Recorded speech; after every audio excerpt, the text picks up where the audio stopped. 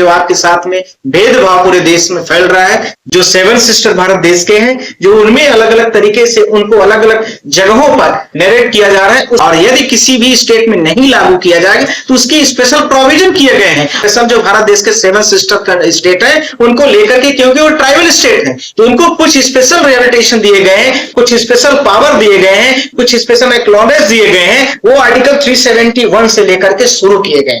पहले आर्टिकल 15 के बारे में जानना चाहते हैं, बहुत से लोगों को पता नहीं है, थोड़ा सा आप बताइए।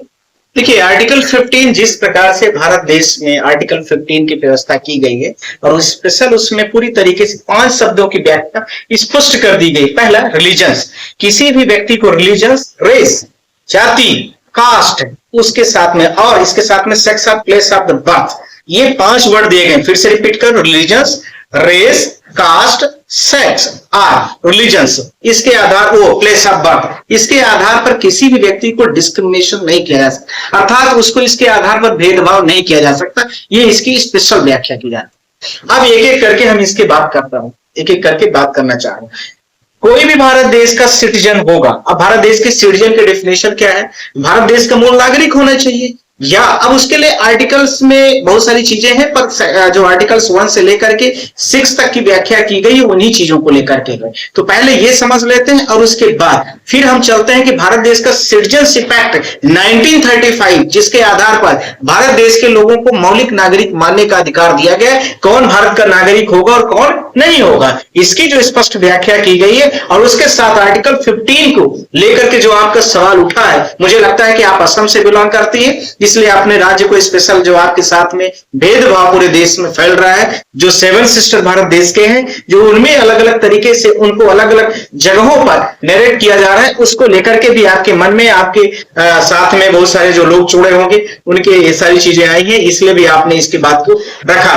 आर्टिकल 1 कहता है, कॉन्स्टिट्यूशन का आर्टिकल 1, भारत देश जो एक, भारत देश यानी इंडिया, और इंडिया यानी एक गणतंत्र जो भारत देश कंट्रीज है, यूनियन स्टेट है, भारत देश की यूनियन स्टेट, अर्थात भारत के जितने भी राज्य हैं उनका एक समूह जब क्लब हो जाएगा, वो क्या बोला जाएगा? एक भारत बोला जाएगा, उसको हम भारत बोलेंगे। यह नहीं होगा कि भारत देश का असम अलग हो गया, असम के बाजू में चला तो हम जो सेवन सिस्टर की मेघालय, मिजोरम, त्रिपुरा, नागालैंड, ये सब अलग हो गए, ऐसे नहीं बोला जा सकता।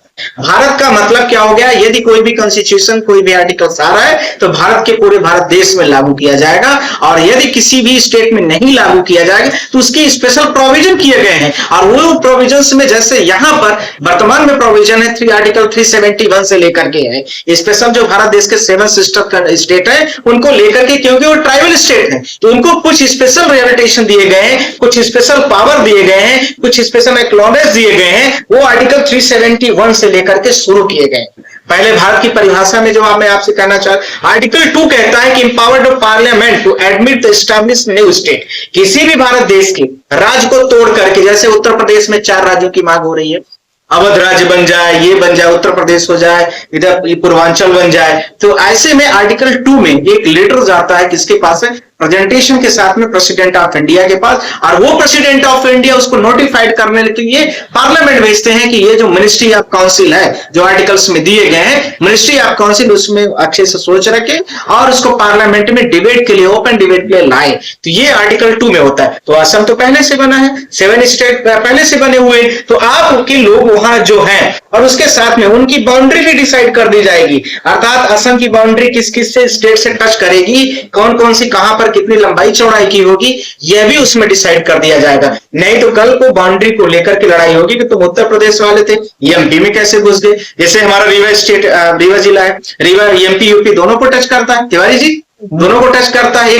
हमारा जैसे ये आधा किलोमीटर इधर हो जाते हैं तो यूपी में आ गए, उधर चले गए तो एमपी में आ गए। तो वहां एक बाउंड्री बनाई जाती है, और बाउंड्री के लिए परमानेंट लाइन होती है, नदी, उसके साथ में पहाड़, जिनकी कंटिनेंटल लाइंस बदली न जा सके, वो बनाई जाती है। ये हो गया इसका दूसरा पार्ट। चौथा, इसके साथ में जो आर्टिकल्स में आर्टिकल 2 और 3 का दिया गया है, ये considerable form of the constitution amendment article 368 से होता है। 368 आर्टिकल्स के अंदर में ये सब चीजों का प्रावधान किया गया है, और इसके आधार पर असम को भारत देश का सेवन सिस्टर, भारत देश के पूरे राज्यों के पूर्ण तरीके से दर्जे दिए गए, और वो भारत देश के नागरिक। बात समझ में आ गई। अब नागरिक होने के लिए 1935 का एक्ट कहता है कि भारत देश में 1 जुलाई 1947 से जो भारत देश में लोग थे वो भारत देश के नागरिक माने जाएंगे।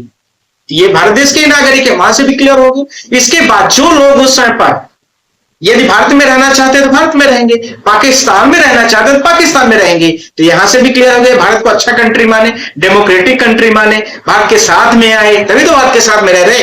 अब आज की जो सरकारें हैं, जिस प्रकार से इनके ऊपर किसी विभिन्न प्रकार के आरोप प्रत्यारोप लगा करके, आप नॉर्थ ईस्ट के हैं, आप कहीं ना कहीं पर आप चाइना से जुड़े हुए हैं, आपका एक अलग ही कॉन्सेप्ट है, आपका अलग रिलीजन्स है, आपका बॉडी स्ट्रक्चर मंगोलाइट जो होता है, एस्ट्रोलाइट, मंगोलाइट, निग्रिडो, बहुत सारे तरह की स्पीसीज होती है। आप लोग जब बायो में जाएंगे तो उसमें बड़ा डेप्थ में दिया है, 12 तरह की भारत में रेसेस है। इनको जाति, रंग, शरीर के स्ट्रक्चर, उसके साथ में भाषा, लिंग्विस्टिक के आधार पर, क्योंकि जितना भारत देश का बंटवारा हुआ है वो सारे के सारे किसके आधार पर हुए, भाषा के आधार पर हुए।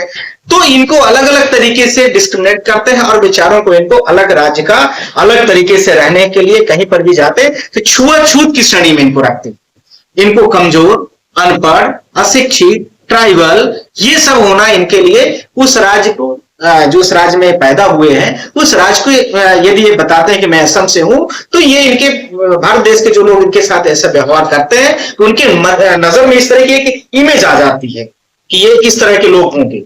जैसे मैंने बोला कि मैं नॉर्थ ईस्ट मतलब सेंट्रल इंडिया से, तो मेरे बारे में गरीबी रेखा का नीचे रहने वाला राज्य मध्य प्रदेश हो गया, उसकी इमेज बन जाती है। बिहार का कोई आ गया, अरे भारत देश का टॉप जो 10 है, टॉप 10 की जो चौथी रैंक है वो बिहार राज्य की गरीबी रेखा हो। झारखंड है, उड़ीसा है, भारत देश का टॉप जितना रैंक है बीपीएल वाली, उसमें ये सारे फर्स्ट 1 रैंक पर आ जाए। तो ये एक इमेज बना दी गई है, उस इमेज को डेवलप करके भारत देश का जिस तरीके से नैरेटिव सेट किया जा रहा है, ये भारत देश के विभिन्न लिंग्विस्टिक के आधार पर, भाषा के आधार पर, जाति के आधार पर और शरीर के बायोस्ट्रक्चर के आधार पर इसका पूरा पार्टीशन करेंगे। मुझे लगता है ये जो चीजें बढ़ रही है देश में, ये कहीं न कहीं पर अन्यायपूर्ण है, इथिकली है, अनसाउंड है। इसको कहीं ना कहीं कॉन्स्टिट्यूशन भारत देश का नहीं अलाउ करता है। अब आर्टिकल 15 कहता है कि इन सबसे हम आपकी रक्षा करेंगे। धर्म के आधार पर आपको बोला जाता है, क्योंकि आप लोग क्रिश्चियनिटी को कुछ कम्युनिटीज को फॉलो कर लेते हो। दूसरा रेस, मैंने आपको बोल दिया, रेस का मतलब यहां पर क्या बोला मैंने, 4 यहाँ भारत देश में 12 तरह के रेसे हैं, पूरे विश्व में भी है। एस्ट्रोलाइट, मंगोलाइट, द्रविडियन, जिसे साउथ इंडिया जो है द्रविडियन कंट्री माना जाता है, मतलब पब्लिक माना जाता है। हम लोग जो है एस्ट्रोलाइट माने जाते हैं, जो सेंट्रल इंडिया वाले, आप लोगों को मंगोलाइट नस्ल माना जाता है। तो इस तरीके की आधार पर, अर्थात इसका मतलब क्या हो गया, रेस, ये रेस हो गई, बात समझिए। इसके साथ में कास्ट, जाति, जाति के आधार में कोई आदिवासी है, कोई हरिजन है, कोई अपर कास्ट में, कोई लोअर कास्ट में, इस आधार पर भी चीजें आती है। पर यहां पर इसका नहीं आ रहा है, आपको नॉर्थ ईस्ट का आ रहा है, आपको आपका जो रेस है उसके आधार पर आ रहा है, आप वहां की जो भाषा है वो अलग है, आपका कस्टम अलग है, आपका कल्चर अलग है। पर भारत देश एक गुलदस्ते की तरह, जिस तरह गुलदस्ते में विभिन्न प्रकार के फूलों को समायोजित किया जाता है और डाल के एक खूबसूरत सा फूल बना दिया जाता है, उसी प्रकार से भारत देश में विभिन्न जातियां, विभिन्न रेस, विभिन्न धर्म के लोग रह करके समायोजित होकर के पूरे विश्व के रूप में जब भारत देश को देखते हैं तो बड़ी कंट्री, बड़ा डेमोक्रेटिक कंट्री, और भारत देश को विश्व की सबसे बड़ी डेमोक्रेटिक कंट्रीज के रूप में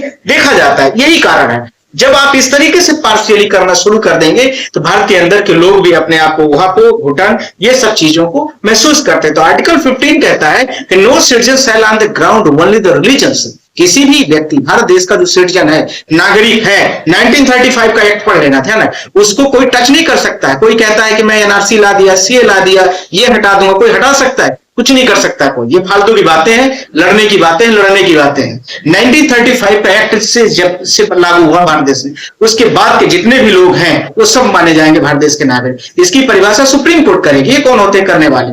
पर ये है कि मीडिया में जिनको नहीं पता है, छोटे लोग होते हैं और इस तरह से, इसी तरह से वो अपना पॉलिटिक्स रेस करते रहते हैं जाति धर्म के आधार पर, ये सब चीज। तो जो मैं बोल रहा था, on the ground of the only religious, धर्म के आधार पर, मैं किसी और धर्म का हूं, क्रिश्चियन हूं, हमें कोई कुछ नहीं कर सकता। रेस के आधार पर मैंने आपको बता दिया, कास्ट के आधार पर, सेक्स के आधार पर, रिलीजन्स के आधार पर, प्लेस ऑफ बर्थ के आधार पर, मेरा किसी बहुत हरिजन आदिवासी की बस्ती में हुआ है जन्म, तो उसके आधार पर अभी हमें कोई भी नहीं बोल सकता। तो इसके लिए सेव करने के लिए एट्रोसिटी एक्ट आए, स्पेशल एक्ट आए नॉर्थ ईस्ट वालों के लिए, इससे मैं बात करूं मैं आपसे।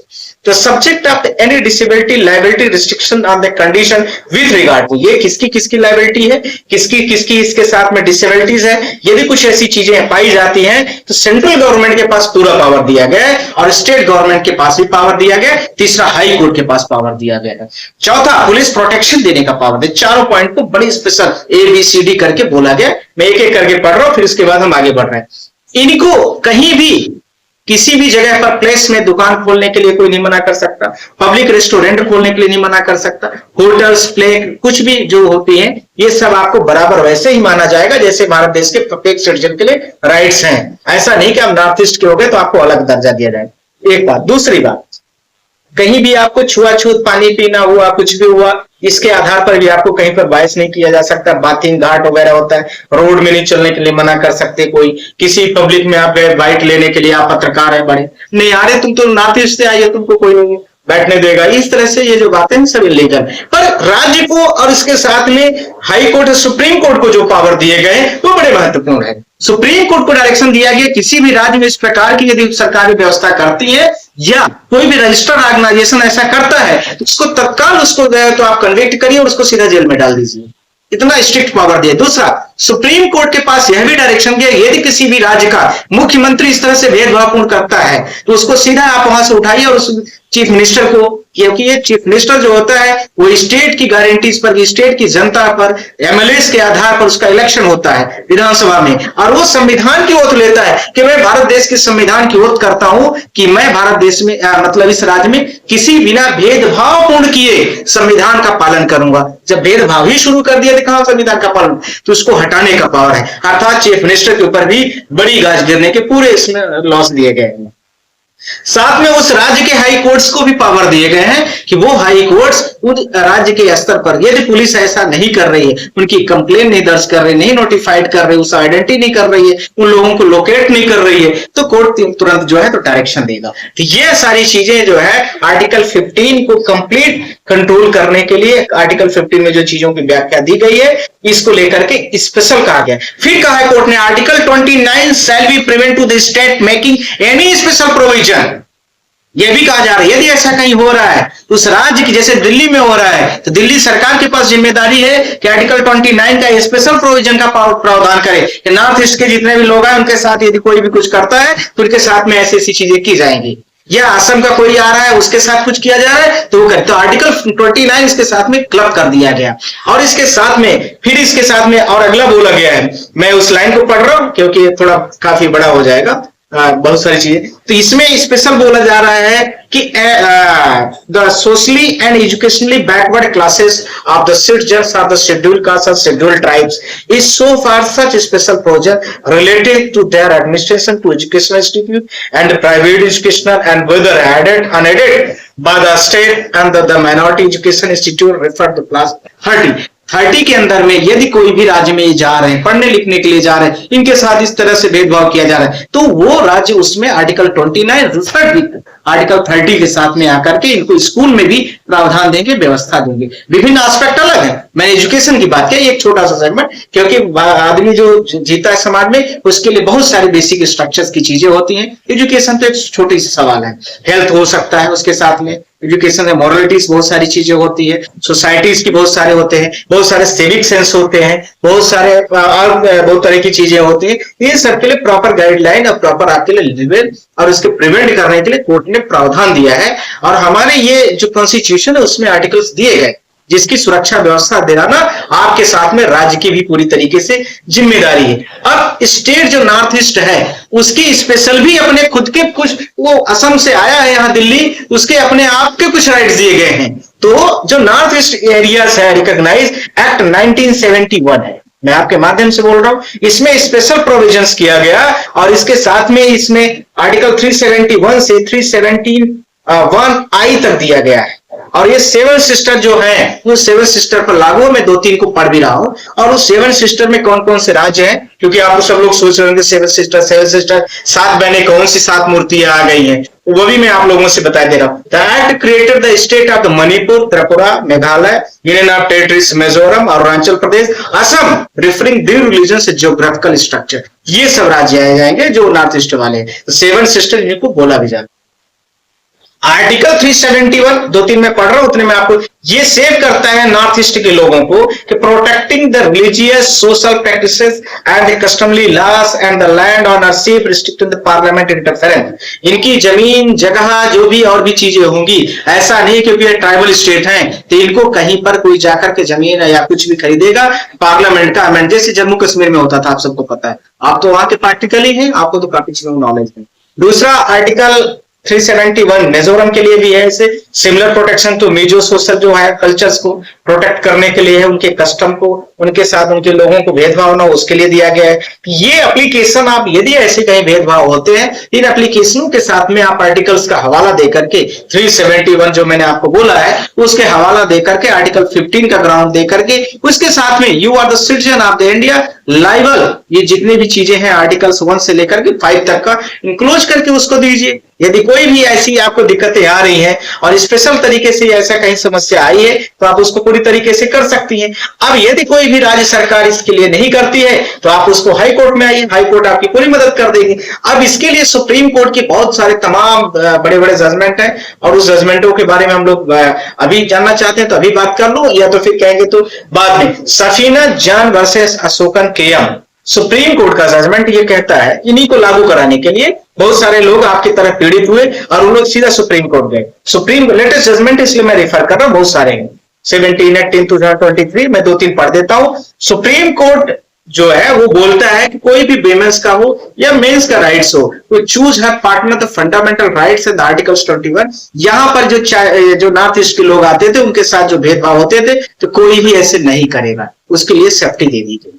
दूसरा कहता है प्रोटसी Ramaiah versus citizen of India, कोई भी व्यक्ति की पर्सनल लाइफ पर, ये पर्सनल लाइफ हो गई, हम नहीं आ सकते, हम नहीं जा सकते, हमारे में इंटरफेयर है, हमें नहीं बगा, तो ये निजी लाइफ में हमारे उसमें ये सारी चीजों को ये नहीं करेंगे। तो इसी के साथ में और भी बहुत सारे जजमेंट आए और इन जजमेंटों के साथ में भारत देश में जो कॉन्स्टिट्यूशनल राइट्स आपको दिए गए हैं और उसके साथ में जो नॉर्थ ईस्ट के लोग हैं उनको जो प्रमोशन के लिए दिए गए, प्रोटेक्ट करने के लिए है, उनके राइट्स को प्रिवेंट करने के लिए जो चीजें दी गई हैं वो पूरी तरीके से कहीं ना कहीं पर लागू है, इम्प्लीमेंट है। और यदि आपको कहीं ऐसा लगता है तो आप उस व्यक्ति को, उस एनजीओ को, उस कंसर्न प्लेस को ऐसा आप एक एप्लीकेशन दीजिए उस एसएचओ को, तो उसके साथ हाई कोर्ट जाइए, हाई कोर्ट आपको तुरंत लिबर्टी देगी। नहीं कोई दिलाएगा, मैं दिला दूंगा, ये कोई बड़ा विषय नहीं है। और एक्ट पास करने के लिए chief minister of state and city Delhi को मैं डायरेक्शन दिला दूंगा कि ऐसे यदि कोई घटनाएं घट रही है तो कंसर्न व्यक्ति के अंदर में 24 घंटे के अंदर में एफआईआर दर्ज की जाए किसी भी स्टेट पर आकर के। और इसके साथ में ऐसे लोगों के साथ में यदि कहीं भी कुछ प्रॉब्लम हो रही तो आप उनको स्पेशल प्रोटेक्शन दीजिए, उनको प्रमोट करिए, उनको रहने खाने की व्यवस्था करिए और इसके साथ में उनको कंपनसेट भी करिए जिनके साथ ऐसा भेदभाव किया जा रहा है। तो ये सारी चीजें यदि आपका कोई नहीं करेगा तो मैं आपके साथ में खड़ा हूं, इसमें कहीं कोई जरूरत नहीं है। आर्टिकल 15 के लिए मुझे लगता है और बहुत सारी चीजें हम लोग बात करेंगे यदि ऐसी चीजें होंगी तो। थैंक यू, आप सबको बहुत बहुत शुक्रिया। धन्यवाद।